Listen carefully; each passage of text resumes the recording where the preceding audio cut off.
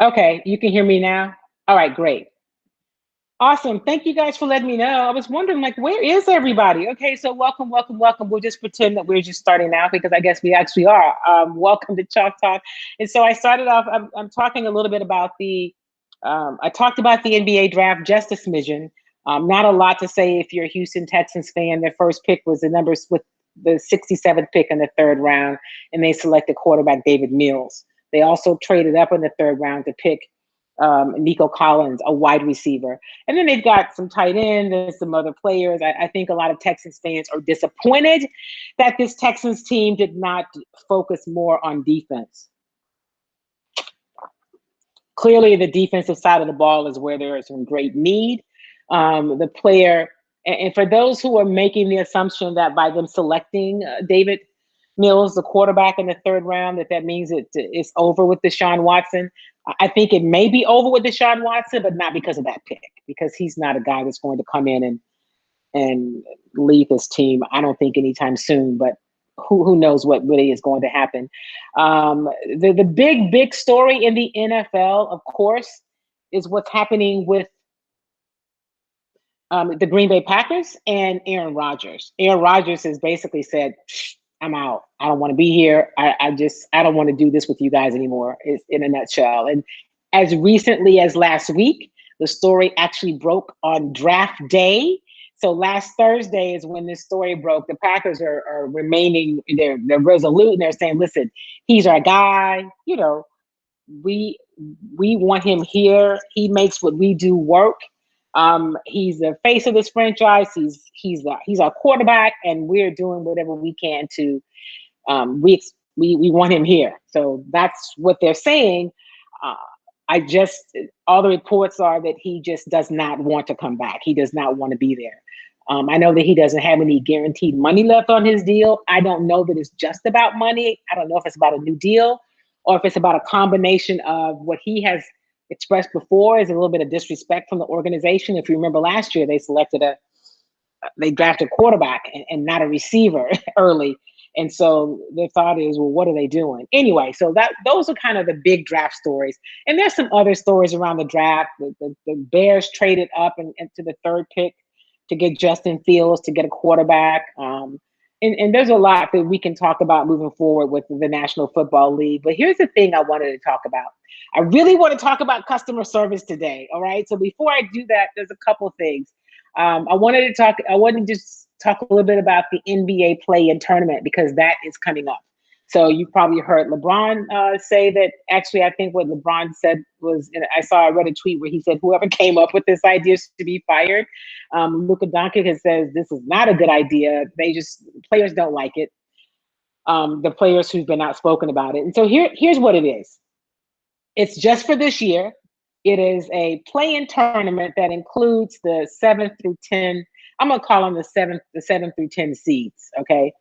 Because the highest winning percentage, that's how they come up with the seeds. So in years past, the top 8 seeds in each conference advance to the playoffs, okay? So 1 through 8 go to the playoffs in the East and the West. So now what you're having is a playoff play-in tournament on a 1-year basis. So right when the regular season ends and before the playoffs begin, this is what happens. So this tournament is going to start on Tuesday, May 18th, and it'll conclude on Friday, May 21st. So the teams with the 7th and 8th seed in each conference, okay, they're going to play what's called the 7-8 game. So the 7th and the 8th seed will play each other. The 7th seed will host the 8th seed. One game. It's not a series. They play one game. The winner of that game, the winner of what they're calling the 7-8 game in each conference, they get the 7th seed. They're in. Okay. The winner of the 7-8 game in each conference, that one game gets the 7th seed. Okay. So then you have the 9th and the 10th seeds in each conference. In previous years, the 9th and 10th seeds did not advance to the playoffs, right? Because they only took the top 8 seeds. This year, this one-time play-in tournament that exists, there is a 9-10 game. So the 9th seed will host the 10th seed in each conference. The winner, I'm sorry, the loser. So the loser of the 7-8 game will host the winner of the 9-10 game. Okay.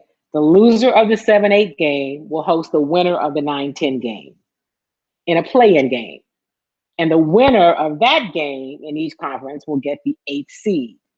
So here's the deal. It is possible that you could have the 8th seed and not be in the playoffs, and a 10th seed advance to the playoffs with this play-in game. And so why did they do this? The Board of Governors approved this before the season started. It's a shortened season. There are only 72 games. The season started late. It started in December. The season's tighter. There's a lot more back-to-backs. It's just everything about this season is a whole lot different.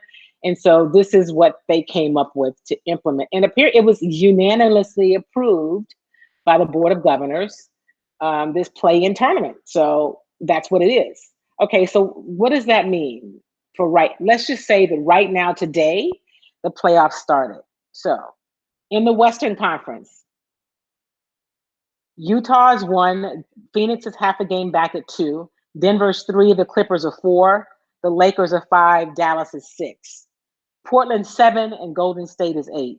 That would normally be it, right? But this year, the 7 through 10 teams will be in a play-in tournament. So if the season ended today, Portland, Golden State, Memphis, and San Antonio would have to Portland and Golden State would have to compete in this play-in tournament to get in, and Memphis, who's 9, and San Antonio at 10, would have a chance to get to the playoffs. When in other years they would not, because the 9th and 10th seeds don't make it. Okay, so in the East, Philadelphia's 1, Brooklyn's 1 game back at 2, Milwaukee's 3, the Knicks are 4, New York is 4, Atlanta's 5, Miami's 6. Boston is 7, Charlotte is 8, Indiana is 9, and Washington is 10. So Indiana and Washington are both under 500. And in the West, San Antonio is under 500. So in the East, Boston and Charlotte, 7 and 8, which would normally be the final spots in the playoffs, will have to play in.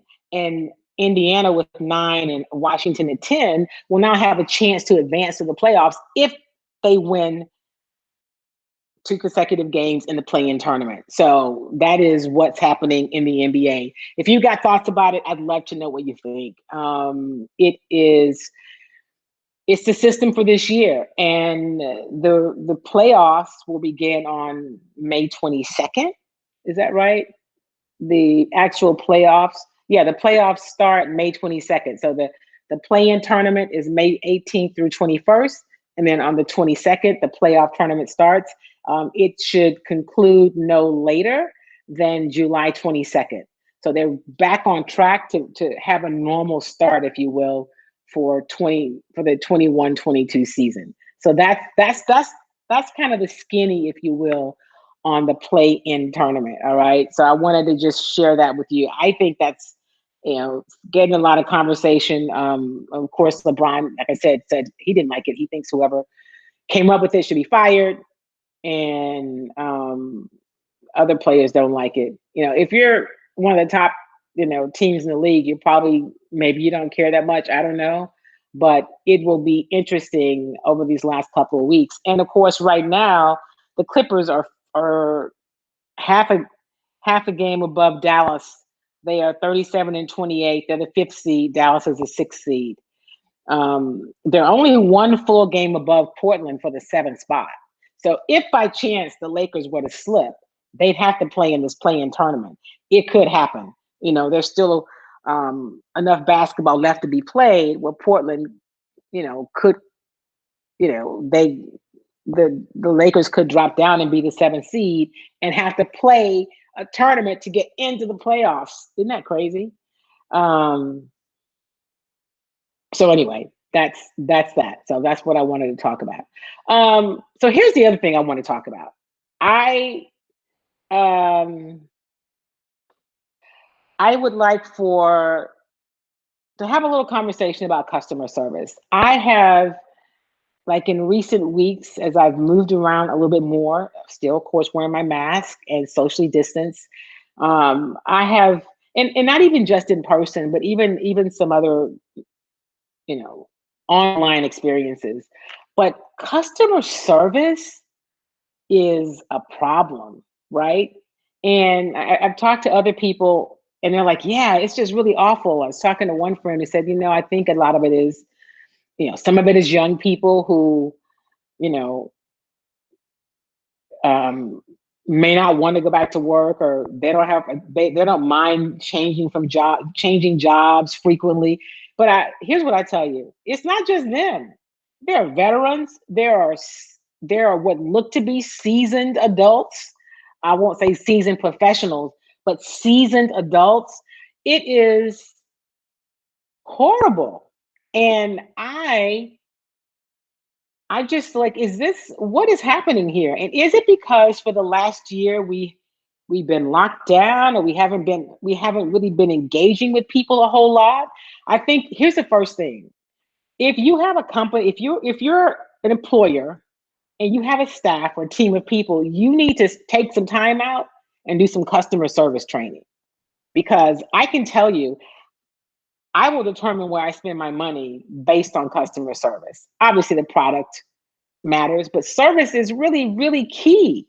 Um, and not that you're doing this just for me, but when I say I think a lot of people are just so fed up. So let me give you I'm not a huge department store shopper. I do more boutiques. But I am an admitted shopper of a particular store. I'm not gonna really call them on blast because and I went into the store for the first time, I think, since the pandemic, and it was the worst service I have ever had in all the years I've shopped in this store. They are they aren't giving anything away. Okay, I went in there particularly because I wanted the service of trying a couple things. You guys know I have the issue with my ankle, right? So the whole, like, I can't buy shoes online. That's just not an option for me. I have to buy a shoe, even a tennis shoe, I have to walk around with it a little bit, then I have to come home and walk around in the house. I end up giving a lot of shoes away sometimes because if I wear it and it doesn't work, my ankle just doesn't hit my ankle right. The ankle, I mean the incline of it, I end up giving it away. So, but at a certain price point, I need to make sure the shoe's going to work, right? I just can't give those shoes away, right? So I went into the store and had what was the absolute worst service ever. So much so that I called the general manager of the store. It was very difficult to even get through to anybody because when you go to the website, it's like a circus. It's like this scavenger hunt to contact somebody. And I know that they make it difficult. So I ended up speaking with the the general manager's assistant or executive. I don't even know if she's his administrative assistant, but somebody in his office. And I said, so the first problem is I tried to send a letter, I've tried to call, and I did send a letter through the website, but it went to one of the jewelry vendors who then called me to say, hey, I can tell that this is important. We're a vendor, um, and it came to us. This is not their email. And I said, so why is that on your website? Why am I having such a hard time? Why, when I did reach somebody, a store operator, they told me that you don't have a general manager. I mean, what? So it was a number of things before I even got to, and here's why I'm calling you, because I had this awful service and I spent a gazillion dollars on these shoes, and that's unacceptable. So anyway, I had that. I've been to restaurants. So yesterday um I went to an ER center. I had to take somebody to an ER center, like an urgent care, but an ER center, and it was one out in Pearland. And I'll tell you, it was the St. Luke's one. I don't know how they stay in business. And so what we go there, and so the doctor comes in. He is not wearing a mask. Um, it looks to be dandruff on his scrubs, but I don't know, maybe not. He didn't wash his hands. He didn't grab any gloves. I had to say, I said, do you mind putting on a mask? And he's like, well, I mean, if you'd like, yeah, I would like that. I'd like that a lot, you know? And he's like, well, I've been vaccinated. And I'm thinking, wow, okay. So he still, hygiene thing was an issue for me. And so we were there forever, hours. There was like one other person that was there. So it wasn't like it was super packed and they were just overrun with customers or clients. So I go out, I said, hey, so we're waiting. So they had to run a CAT scan, the person that I had taken in. And they said, oh, well, with almost kind of a tone. Well, I mean, the computers are down. Okay, so how would we know that? I mean, so he goes, well, the computers are down and they just came back up. We got to send it to the main hospital and they should read it. And it should be about 30 or 45 minutes. Okay, so, so another hour and a half passes. And the guy's like, oh, well, yeah, the computer. I said, well, you told me they were down, but they came back up. So they're up, they're down. What? So finally, this experience took us 5.5 hours. And we finally leave. The CAT scan comes back. The doctor's like, it's nothing. Well, okay, so it's something because we're here. So of course he prescribes antibiotics, says you should go see, your doctor, but take these antibiotics. Okay. So now it's 11:30 at night and there's not really many pharmacies open. So there's a 24-hour pharmacy. We go to Old Pearland to this pharmacy. There's nobody in line because now it's 11:45 at night. Give the prescription to the pharmacist who says, okay, it'll be ready at 12:27. Really? You can't put these 8 pills in a thing? I mean, I don't know. I'm not trying to say that being a pharmacist is easy, but there's nobody else here. Okay, so we just pull over and we wait.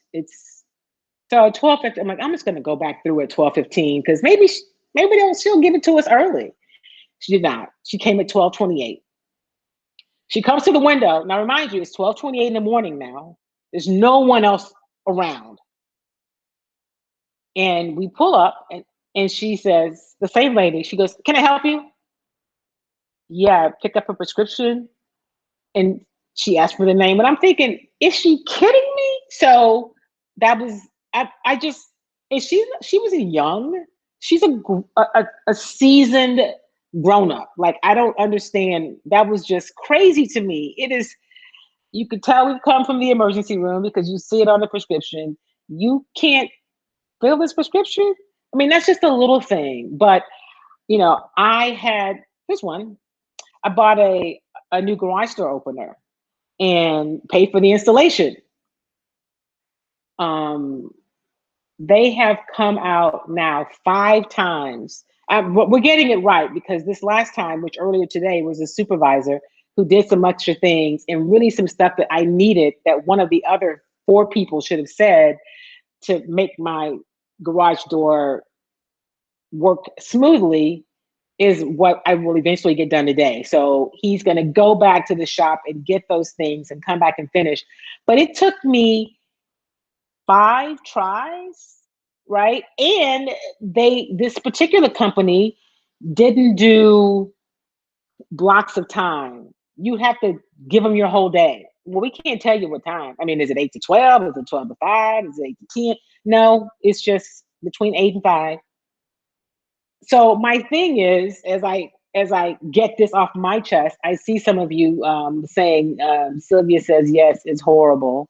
Good morning, Lawanda. Welcome. Raynice, yeah, it's very bad. Hello. Lawanda says, you got that right. Carolyn says, customer service workers have to love people and really care about them. You're right, Carolyn, but is there something happening? Is the onus on employers and managers to say we need to create some extra training, like a customer service reboot, because people have been in whatever kind of space they've been over the past 14 months or so, as we reopen. What in the world is going on? Tony says, off topic question, what's the role of an executive editor? Kevin Morita leaving ESPN's undefeated for that role at LA Times. Okay, so I'm going to answer that real quick. So an executive editor is, it's a little different in TV and print. So if the executive editor is a top leadership position. So if he's leaving that position, I don't know if he's going to be the executive editor of the entire LA Times or the LA Times sports section, but the executive editor is in the C-suite of a newspaper, if you will. So hiring ability, decision making power about content, direction, and so an executive editor position is a really big job. If that kind of answers your question. And it's good to see you, Tony. Welcome. Hey, thank you, Jacqueline Pierce. Of course you do. It looks like Delta Red to you, doesn't it?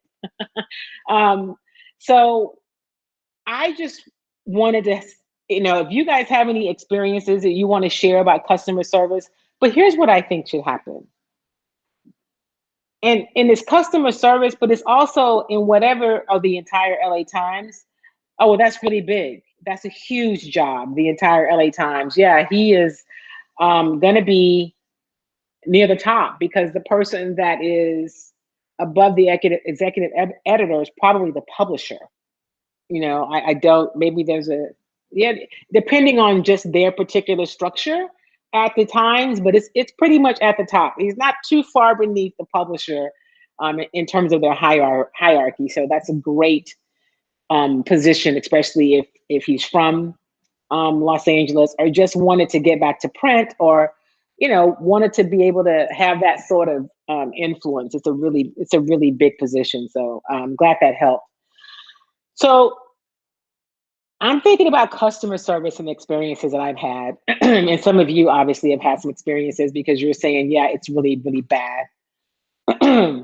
But what are the other experiences if you run a business and people are contacting you? How is your frontline staff responding? If you have a consulting company, it's not just products, but it's also services. It's not just services, but it's in products, but it's all those experiences. What are you offering? What is the experience people have? Because some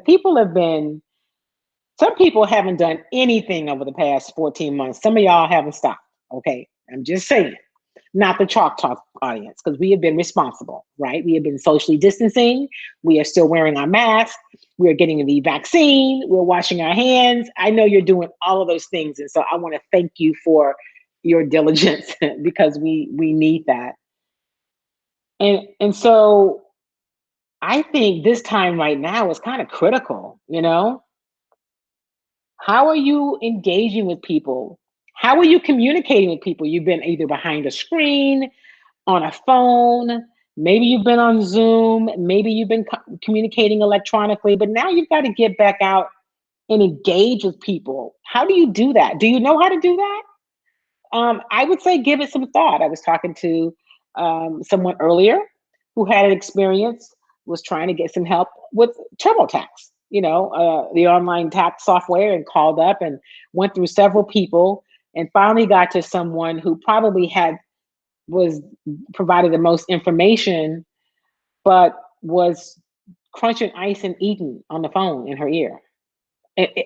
I mean, really?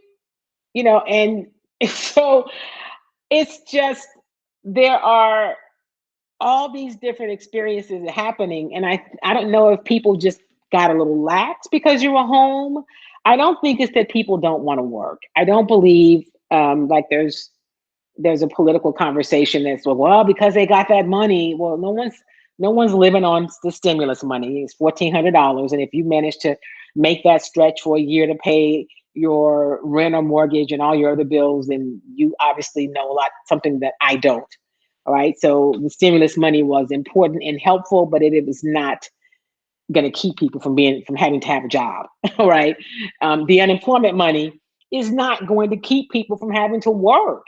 So what is it and what should people do? I think that's a real conversation.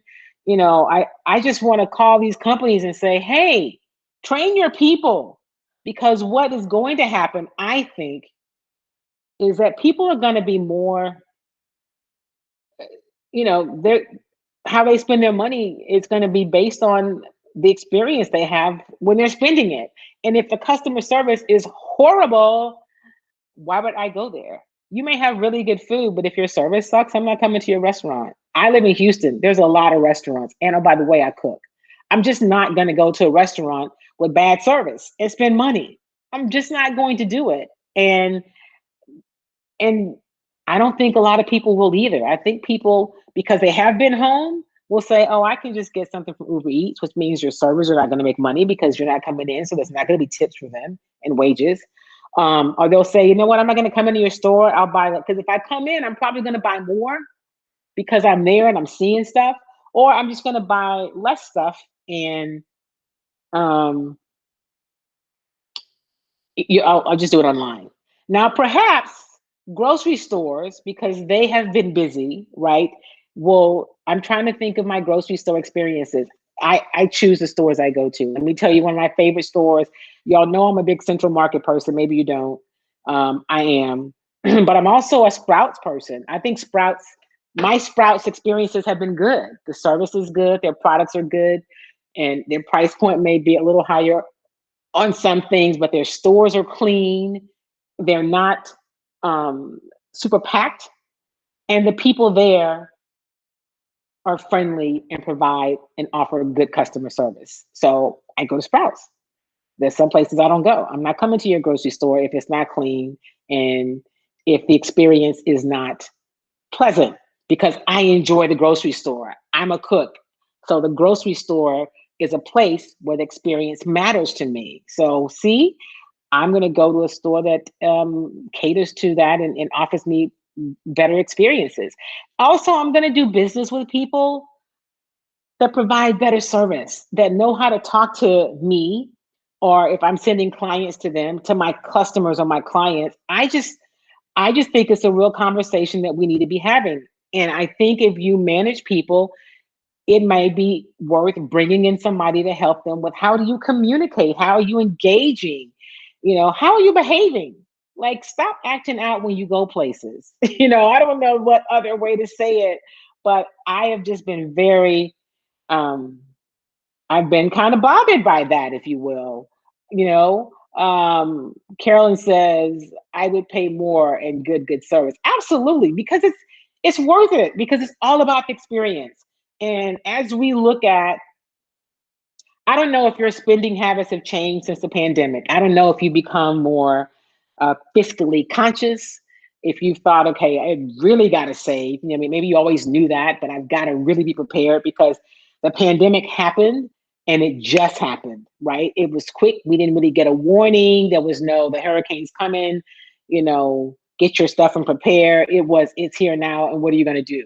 All right. So it was really difficult for a lot of people. It was difficult in terms of interaction for people who have not had a lot of human interaction. And here's the other thing. It's been difficult for young people, for kids in school. I've heard lots of stories about people from from young people in school, especially like elementary and middle school, high school, not as much in colleges, but I'm sure they're having problems as well. Being home and being virtual, missing that human interaction. Some of them think they don't want it, and they may not want it because they become so accustomed to not having it, but it's a thing and it's a problem. And so, getting your young people back engaged, and dealing with people going in public is going to be a process. And those are things that we have to probably all work through, so pay attention to your young people and what they need. And they may need something that you can't give them. They may need some extra help. Um, Jackie says, I've been bothered. It's like businesses want you to beg them to give your money. It's horrible. Yeah, and I'm just not going to do it because we do have options, and we've explored. I've shopped much more online than I did prior to the pandemic. And and I think that's probably the case, obviously, for many of us who, for one point, that was how we got things. And so nobody wants that bad service. Rainice says, if you have been on Zoom or any of the others showing up on screen, then it should be relatively easy to get back in the saddle. If you have not been showing up, then the facial expressions could be a problem for some. Absolutely. Customer service is a guiding principle for my business. And it's always service with a smile. But Rainice, that is what people expect from you. And that is probably why your business is continuing to grow, right? Because that's what people want. It should be a guiding piece of your business. And if you've been a person on Zoom meetings and have the camera turned off, you're going to have to, like Rainice said, you're going to have to get used to how are you looking? How are you interacting? Because when you don't have the camera on, you could not. How are you showing up? Really is really the key. How are you showing up? It's important. And while we know that there are going to still be some hybrid things happening, it's not going to be okay for you to have your camera turned off. People are going to expect you to be present, and so you're going to have to figure out how to show up, how to be engaged, and how to have your camera turned on. Basic goods prices have shot up in the past few months. You're right, Tony. Like, prices have shot up a lot. Like, things cost a whole lot more. Yeah, you're right. I don't think it's just your perception. It is right. Things are costing more now. People are out and about more. There's more there's more of everything happening. There are more people out. And here's something else I'm gonna tell you that I can tell you that I've experienced since the pandemic. Even though I've had the vaccine, even though I am getting out more, I'm still and still being socially, distance and wearing my mask and all those kinds of things. I don't really ever want to be in a place where it's packed and we're shoulder to shoulder. I just don't. I'm not. It's not paranoia. I don't want to roll like that. I'm like, yeah, why were we ever in a place like that? Why were we ever just all packed in on top of each other? I don't want to do that. I went to the Astros regular season home opener, and although I sit in the press box, the area where I sit is, there are partitions, there's a plexiglass, the masks are required, but I had to get to that spot. And in that first game, there were a lot more people than I thought, and they weren't wearing masks. And that was a problem for me, because what I'm seeing is, yes, the cases of hospitalizations are going down. People are not dying as much, but people are still getting the virus. They're still contracting it. There's some other strains that are happening. And I just think that we're so close. Like the president said yesterday, like by the end of the summer, we should be at a place where at a much better place. But people just won't do the right things. There's just some who won't. Well, I can't control that. What I can control is how I move. And so I'm just going to encourage you to control that as well. So before I go, I want to say this. I posted the video last week, a highlight video of Shaquille O'Neal. He is Shaquille O'Neal's son, Hall of Famer Shaq. He has committed to play basketball at Texas Southern University. And I just think that is awesome. I think it's awesome for TSU. I think it's awesome for SWAC. I think it's awesome for HBCUs. We're seeing some players, with some name recognition. I don't know what offers that Shaquille had, but I do know that Shaq's son going to TSU will matter, for the program. And remember, how'd that happen? Well, I'm sure the relationship that Shaq has with the head coach, Johnny Jones, matters because Johnny Jones was an assistant at LSU when Shaq played there. If I'm not mistaken, I believe that they go that far back. Johnny Jones was, of course, on that staff.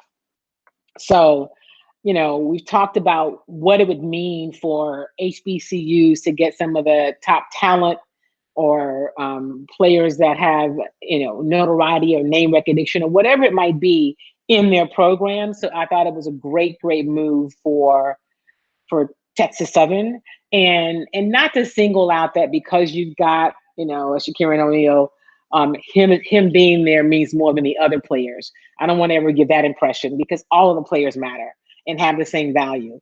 But I do think it means something for the program when you get names that have a lot of recognition. It's good for the program. It's good for SWAC. It's good for HBCUs, and I was super excited to see it.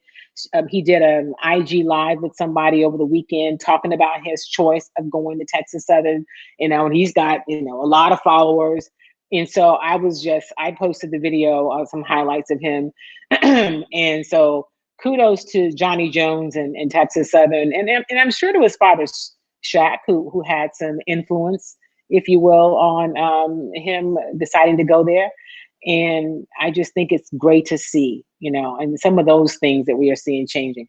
Before we go, I'm going to ask you to think about this, and I'm going to work on getting one of these guys on in the future. So there's now, we saw last year where Deion Sanders went to Jackson State, and he is a head football coach there. And now there's a move where there are other players are talking about Ray Lewis going to Southern. Uh, there's the former Heisman winner running back. His name escapes me right now. I'm looking at his face, who is going to Tennessee State. You know, what do you think about these players, these former players who have never coached, coming in and getting these positions when they're coaches who are in line, have been putting in the work for years and years and years, and being passed over by a name that has a celebrity attached to it? What are your thoughts about that?